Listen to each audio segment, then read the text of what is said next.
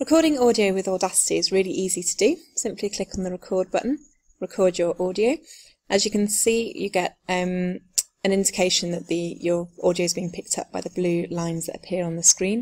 If you need to pause, click the pause button, unpause to continue recording. When you're ready, press stop. You can play the recording back. Record your audio. Press stop.